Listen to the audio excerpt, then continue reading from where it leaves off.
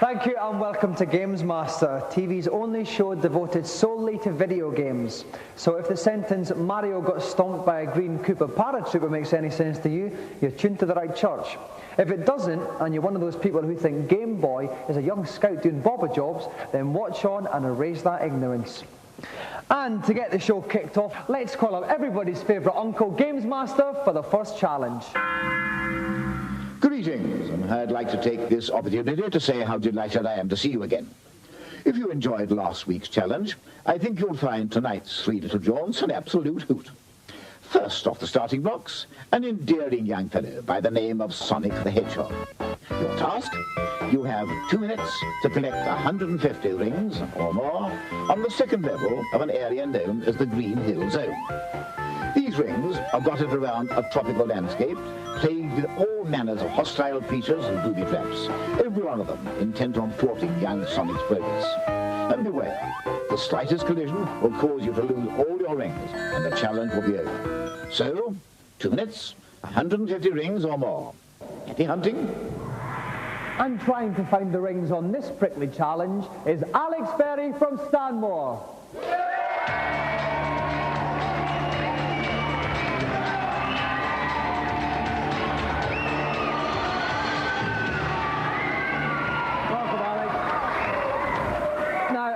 Now, Alex, there are a total of 163 rings on this level. We originally set you 150, but you asked it to be increased to 160. Why was that? Because it was just a great challenge, and I want to show everyone that I'm the master. So. Right, but you think you can even do that in 2 minutes? Yep, no problem. Well, I certainly admire your pluck, young man. It's nice to see such flushing confidence in youth. Would you like to plonk yourself down in our games playing chair? We'll get ready to start. And joining me in the pulpit is a man who knows more than most about this machine, Sega Power Magazine's deputy editor, Neil West. Neil, welcome to Gamesmaster. Thanks, Dominic. Now, we have a very cocky young competitor here. What advice could you give him? Certainly do. 150 is tough enough, but 160. Basically, you can whiz through this level very quickly, but you'd miss the rings. There are some very tricky stages, so pick up an invincibility shield before you take them on. That's my advice. Okay, is our competitor ready? Yep. Then, Alex, your 2 minutes begin now. Okay, off he goes. 4 rings straight away, no problem. Right, we can see the clock in the top left-hand corner, the number of rings he's got underneath it. So he's on 9. He started quite well. He's not doing too badly. As you can just see, he curls up in a ball when he jumps, and he can actually kill the baddies. What he's got to watch out for is if he walks into a baddie, runs into one, or just lands on top of one after falling, then he takes a hit. And the problem there is that he drops all his rings. You've got to remember, there's only 163 in the whole level. He's after 160, so he really can't afford to miss any whatsoever. Okay, well, he's coming up for 30 seconds just about here, nearly a quarter of the way through. What's this as he That was a little television screen inside those. Oh my word, he's the power. He just smacked through some walls there. He did. The one he just picked up gives him speedy moves, make him faster. Those two there have 10 rings each, and now he's got, you see he's surrounded by a sort of glow. That's an invincibility shield. Oh, he's going at some speed here, isn't he? Oh, he just missed those spikes. So that was a little bit of a close encounter. He's doing. Oh my God, he's up on some roof there. He's got an extra life and he's collecting rings. He's up to 76. 76 rings, 47 seconds gone. He's doing remarkably well, halfway through the amount of rings. Yeah, he's doing very well indeed. While he's got that shield, it protects him. He can collide into a baddie and he won't lose the rings. Very, very useful. Oh, now what's this lovely little Spangle Sherbert dab around? Well, he's obviously had his ready break. It also means that he can bump into baddies without having to curl up into a ball. So that's going to help him a lot. I see. So we're just over halfway through. 109 rings. It's going to be quite close here. Okay.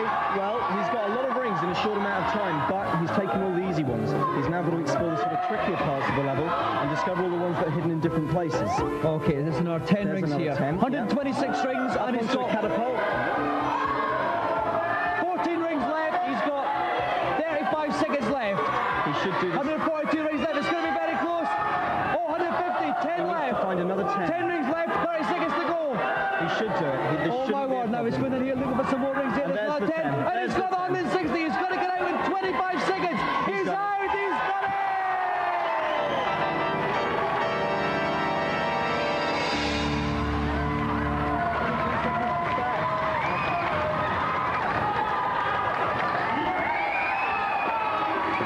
Well done, Alex. Now, Alex, you had 23 seconds to spare. You made it look easy. Was there ever any doubt in your mind? Yeah, there was a couple of times, because the only way I could get 160 rings was to bash through the wall, and I'm not very good at that, and I thought I was going to mess it up. Okay, well, as one of our games playing champions, you win the prize that sits lovingly on anyone's mantelpiece, the Golden Gamesmaster joystick.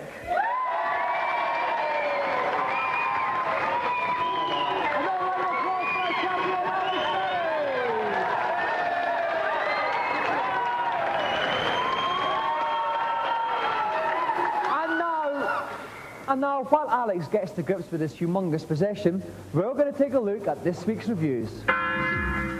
This week, oil your deltoids and unsheath your weapons as we look at beat-em-ups. First up, on the Amiga, the Bruce Lees of the future give a hearty ki in First Samurai. It looks very Chinese takeaway, lots of lotus trees and bamboo furniture. But underneath all this colourful exterior, there's a real good game. It features some beautiful graphics, brilliant sampled sound effects, bits of Handel's Messiah thrown in for good measure. I think the First Samurai deserves a thumbs up because it's a great game with plenty to do and beat up.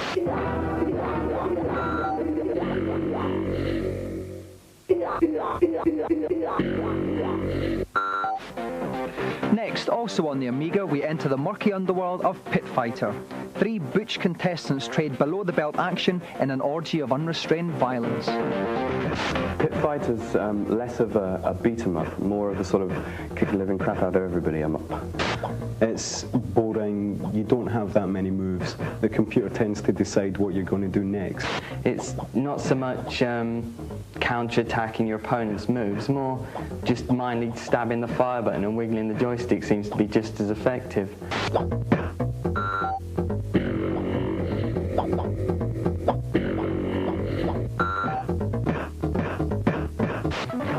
Finally, pulsating pixels of monochrome muscle on the Game Boy with Double Dragon 2. Cute, safe, nice, cool.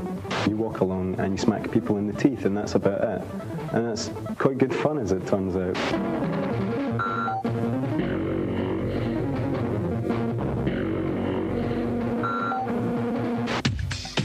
And now for this week's hardware feature.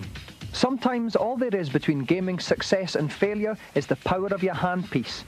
Tonight we look at 3 of the latest gimmicks which may just turn you from a limp joystick fiddler into a gargantuan games player.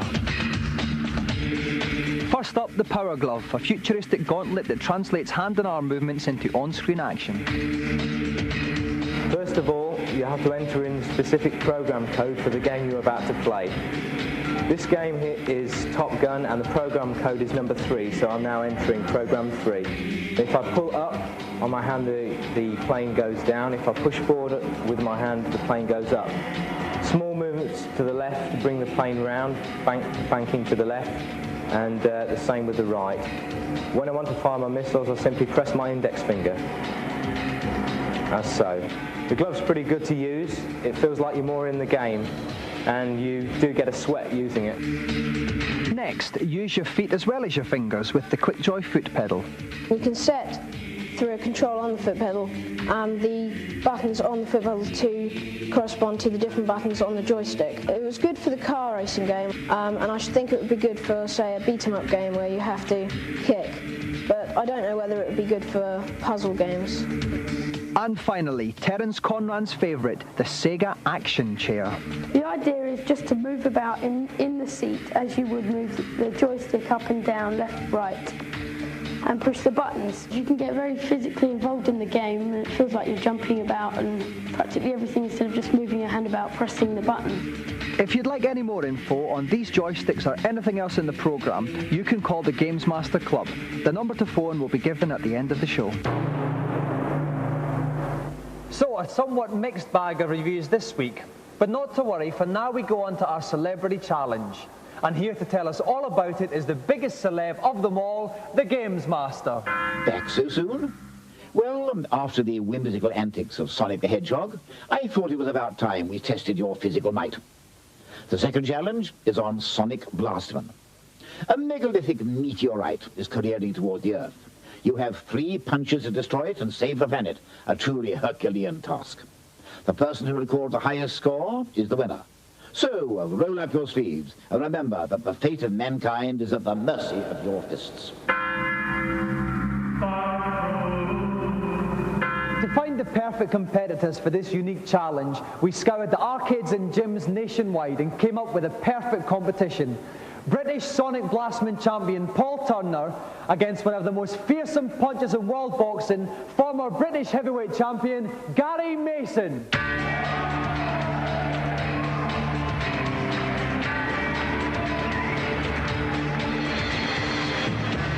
Welcome, Gary. Welcome, Paul. Now, Gary, if I could start with you, Paul is a legend in the arcades, both as a brilliant player and a tough street fighter. How are you going to cope against him? Well, for years, everybody's been hearing about Mike Tyson, but nobody knows about Paul, but I have. So I'm prepared for him. Okay, Paul, Gary's record is very impressive. 36 fights, 35 wins, 32 of which have been knockouts. You must be trembling. Not really. He might be champ in the ring, but he's not champ in the arcade. I'm the champ. Okay, well, we look like we've got a bit of a grudge match here. If you want to see if the tough arcade street fighter topples the polished professional slugger, join us after the break.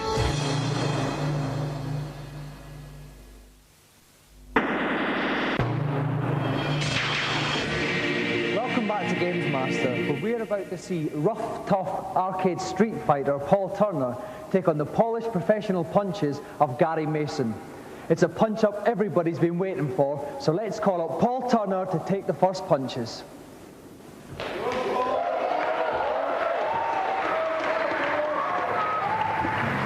And joining me in the pulpit to keep me out of harm's way tonight is Tim Boone from Computer and Video Games Magazine. Welcome, Tim. Hello, Dominic. Okay, so who's your favourite then? Well, I've seen Paul in training and he's looking very good indeed. However, you have to be a fool to bet against Gary Mason, so that's who my money is on. Well, call me a fool, but I'm going to put my money on Paul, Tim. You're on.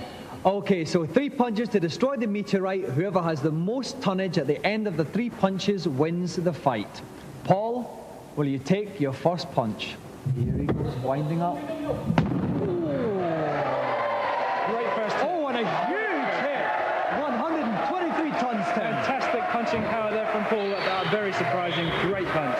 Okay then, Paul, that was a brilliant first punch. Prepare to take your second. Oh, another massive one there, Tim. Not as good, not as good. You could tell with the way that the pad slammed down, he hadn't quite caught it in exactly the right place. He'll be disappointed with that one. So he needs 124 to smash up the meteorite. He can do it on the basis of his first blow. Okay, Paul, take your third and final punch.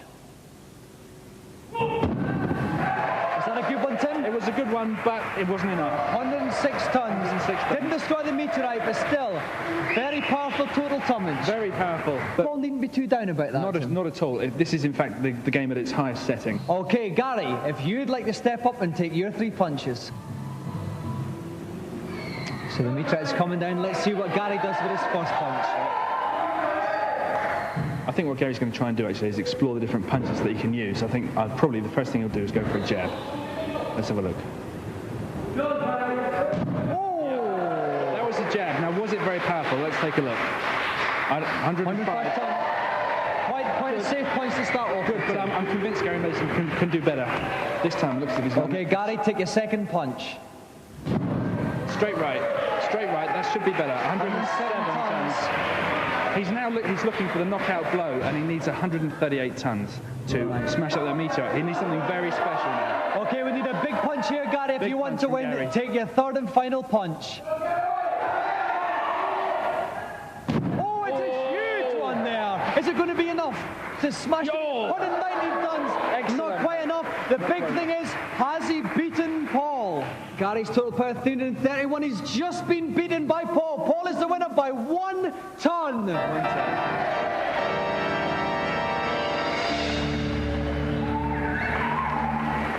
Commiserations, Gary. You had a lovely combination of punches, but it wasn't quite enough on the day. No, it looks as if losing is becoming a habit for me these days. If I could go on to the winner, Paul, I mean, that was stunning.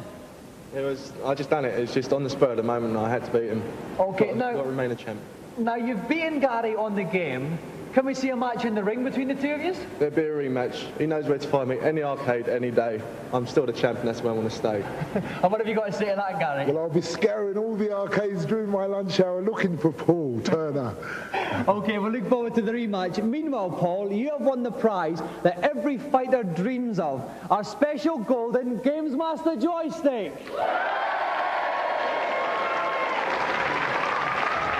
And let's hear it again for the winner, Paul Turner, and our loser, Gary Mason.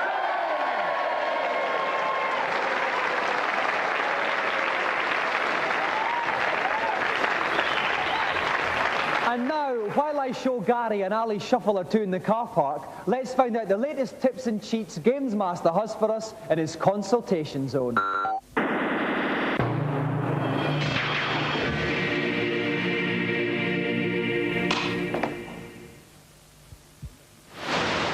Hello, Gamesmaster. Welcome to my kingdom. I am delighted to see you. And what have you got to ask me? After hours of playing on level 3 of Strider, I could not get past the closing rules section without hearing you getting squashed. Can you help me? Indeed I can, young man. Now listen. Instead of trying to climb up one side of the wall, you should jump from side to side. You will find that your upward progress accelerates, and you should have no trouble reaching the summit before the walls meet. Cheers, mate. Bye. Next, please. Hello, Gamesmaster. Hello, and nice to see you. Now, what can I do for you? I heard in Super Mario Bros. 3 there's a secret whistle in the first world, which enables you to warp into a later level. I don't know where it is. Do you have any idea? Do I know where it is? Oh, the audacity of you. Of course I do. The whistle is on level 3 of the first world. But bear with me, because finding it is a little complicated. You will need to jump on top of the 5th block of the level, a white one, then squat for 5 seconds. You will then fall behind the background scenery. Once there, go to the end of the stage, and you will enter a house where the first whistle is kept. Thanks a lot. Next up, please, and hurry along there. Hello, Gamesmaster. In Robocop, how do I kill the 2 people at the end of level 2? Good question. Good question indeed. Actually, contrary to popular belief, you don't have to kill both of these men, as one of them is actually the mayor being held hostage. You need to select the machine gun, and then, whenever the mayor in front ducks down, shoot the man behind. If you shoot him 3 times, he'll release the mayor and come charging towards you. When this happens, punch him, and he will eventually die. Right, thanks. Not at all. And I think that's enough goodies for this little session, though I must admit I do rather enjoy my role as agony uncle. Make sure you tune in for our next rendezvous. So, some juicy computer tidbits this week. Now for our final challenge, let's see what Gamesmaster has planned. My final challenge tonight is on lemmings. The lemming is an exasperating breed of rodent that seems hell-bent on committing suicide. You're charged with delivering a certain percentage of these creatures to safety by guiding them through a tricky obstacle course. But the only way you can do this, I'm sorry to say, is by blowing up some of the lemmings to make holes that the others can fall through. Once a lemming has been programmed to explode, it takes 5 seconds to self-destruct. Perfect timing is therefore required to ensure that the lemmings explode over the sections of the puzzle where there's no furnace. The slightest slip-up will signal a mass unanimous cremation. You have 2 minutes to save 90% of the lemmings. A race of retarded rodents is depending on you. Now, Lemmings is a hugely successful game, and this is an incredibly tough challenge. So we tried to find one of the best Lemmings players in the country, and we found him in Leicester. Please give a succulent Gamesmaster welcome to Robert Clark.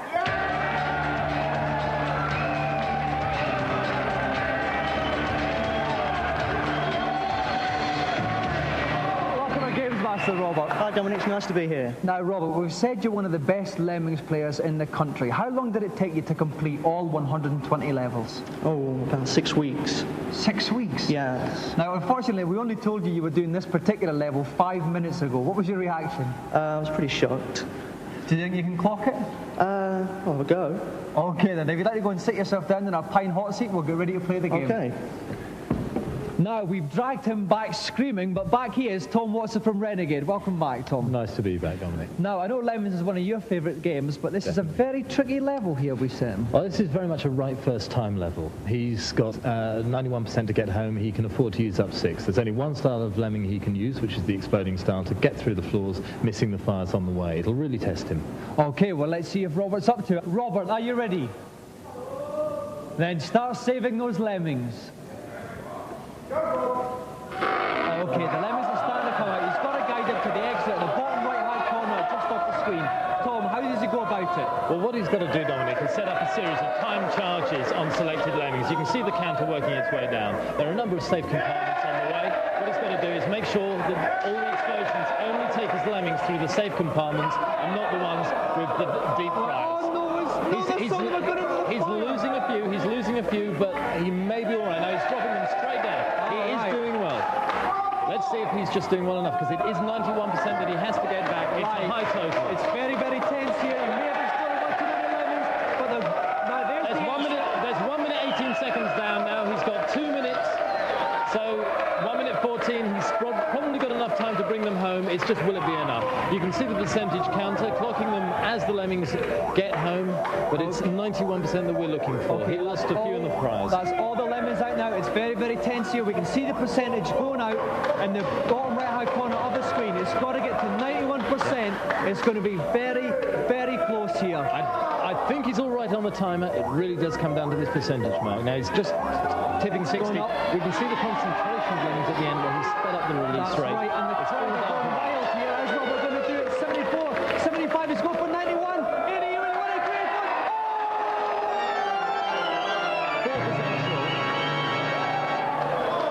4% off. Commiserations, Robert. You were 1 or 2 lemmings away from that. It was very close. Tell us, what went wrong? Well, the third bomber just timed him in the wrong place and went to pot, you know. It's terrible. Right, now I know that you've clocked the whole game, but is that one of the tougher levels? It is pretty tough, yeah. Timing's critical, otherwise you're dead from the start, really. Right, well, our commiserations once again, Rob, but you supplied us with a lot of sparkly fun anyway. Thank you very much indeed, and you may tread with a weary heart, but happy memories back to Leicester. Cheers. Robert Clark.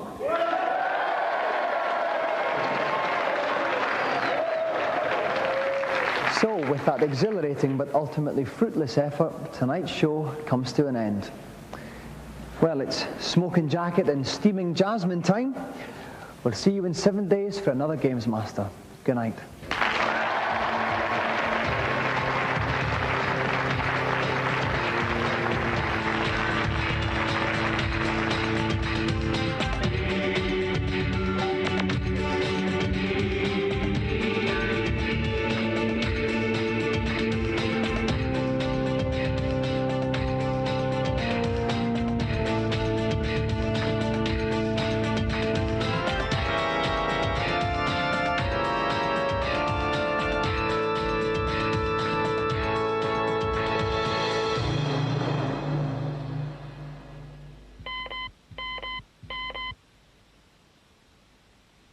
Now for that information about the Gamesmaster Club.